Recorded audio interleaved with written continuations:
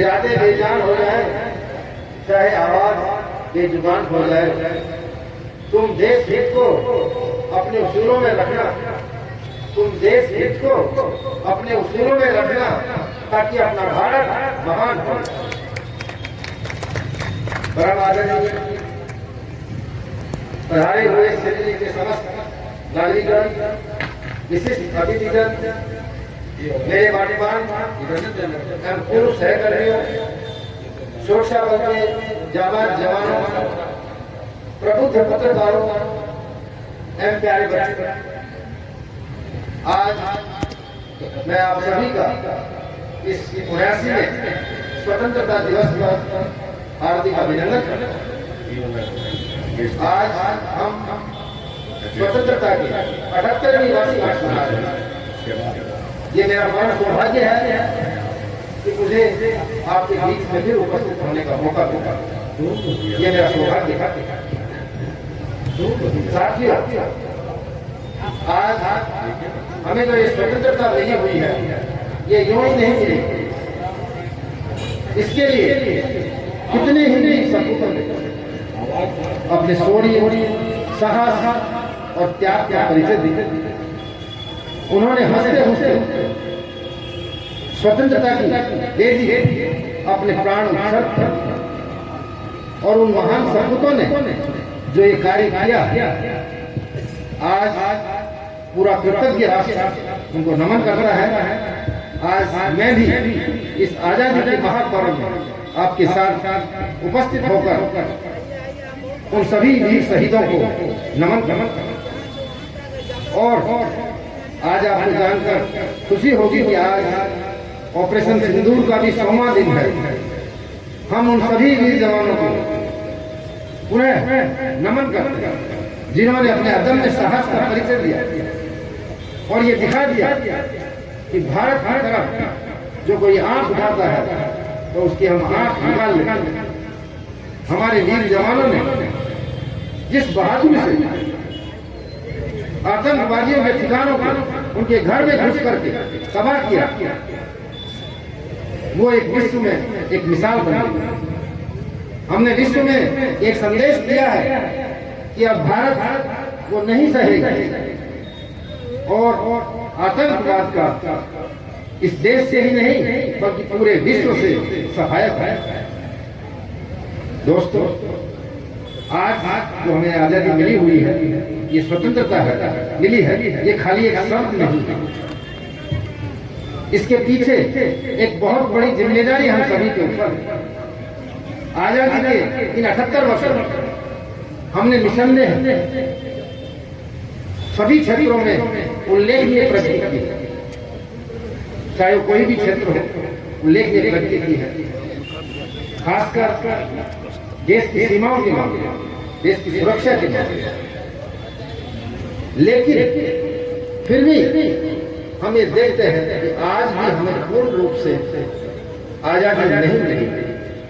हम राजनीतिक रूप से स्वतंत्र हैं, लेकिन शिक्षा, स्वास्थ्य, रोजगार, नारी सुरक्षा, जातिवाद, धार्मिक उन्माद, इन सब के मामलों में हमें अभी भी पूरे शिद्दत के साथ कार्य करना होगा। आजादी का सही मायना तभी होगा जब हर बच्चा अपनी भूख मिटाने के लिए नहीं, शिक्षा पाने के लिए स्कूल में जाए, हर युवा को रोजगार मिले और हर नागरिक को अपनी पूर्ण क्षमताओं का विकास करने का पूरा अवसर मिले। क्योंकि हमारे संविधान में न्याय, समानता और स्वतंत्रता की जो बात की गई है, उसका एक ही उद्देश्य है कि बिना किसी जाति, धर्म, लिंग के भेदभाव के हमारा राष्ट्र आगे की तरफ बढ़ सके। लेकिन हम जब एक आत्मावलोकन करते हैं आज, तो हमें लगता है कि हमें अभी बहुत कार्य करना बाकी है और इसके लिए हम सभी को कार्य करना होगा। हर एक व्यक्ति को कार्य करना होगा। हर एक व्यक्ति को अपना पूर्ण समग्र प्रयास हम अपनी जिम्मेदारी सरकार पर नहीं छोड़ सकते, हम अपनी जिम्मेदारी किसी दूसरे पर नहीं छोड़ सकते। हर व्यक्ति को एक बेड़ा उठाना होगा और हर व्यक्ति को जो कार्य उनका है उस कार्य को पूरी शिद्दत के साथ करना होगा। हम अभी क्या कर रहे हैं, हम दूसरों को सुधारने में लगे हुए। आज एक व्यक्ति सोचता है कि मैं सब कुछ ठीक है, मैं सर्वगुण संपन्न हूँ, मुझे किसी सुधार की आवश्यकता नहीं है और मैं दूसरों को सुधारने चाहता हूँ। तो ये कभी संभव नहीं हो पाएगा। यदि हम दूसरों को सुधारने में लगे रहेंगे तो ये संभव नहीं है और उसमें हमें ज्यादा ताकत लगानी पड़ेगी, क्योंकि एक व्यक्ति को ही 140 करोड़ लोगों को सुधारना है, दूसरा व्यक्ति सोचता है कि मुझे 140 करोड़ लोगों को सुधारना है और ये इतना ज्यादा इसमें प्रयास लगेगा, इतनी ज्यादा मेहनत लगेगी कि दुनिया में आज कोई ऐसा कंप्यूटर नहीं बना जो ये बता सके कि कितनी गुना मेहनत हमें करनी है।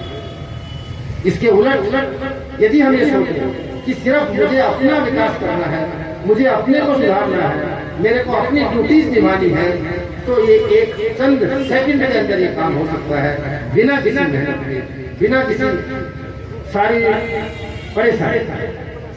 अभी समस्या ये है कि सब व्यक्ति दूसरों को सुधारने में लगे। इसके लिए हमें सोचना होगा, उसके लिए हमें प्रयास करना होगा।